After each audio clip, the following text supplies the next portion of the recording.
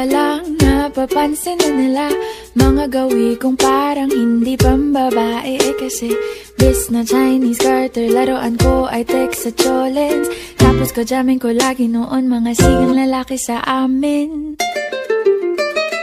Nung ako'y mag-high school ay napabarkada sa mga bay. Curious na babae na ang hanap din ay babae. Sa halip na makeup kit, bit-bit ko ay gitara. Tapos pormahan ko lagi ay long sleeves na t-shirt at faded na lonta.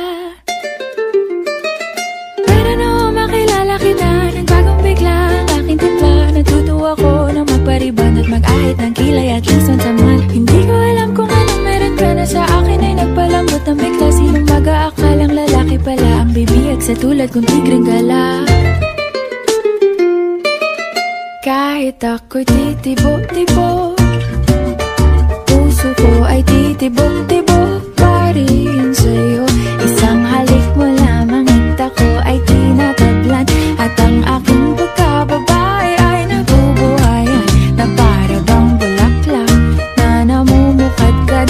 Dahil alaka mo sa dilig at katamtamang sikat ng araw-araw mong pag-ibig sa aking buhay nagpapasarap.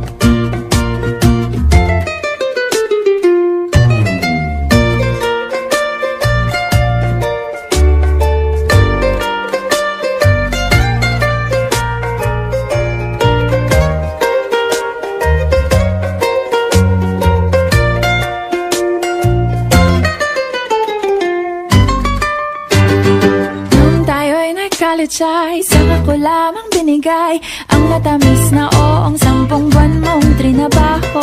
Sa halip na tsokolate at tipikal na mga diskarte, nabihag mo ko sa mga tula at sa mga katamong pabebe.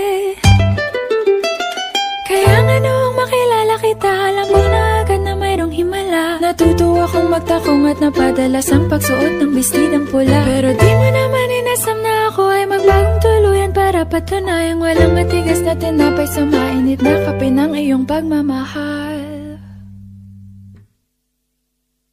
Kahit ako'y titibo-tibo, puso ko ay titibok-tibok pa rin sa'yo.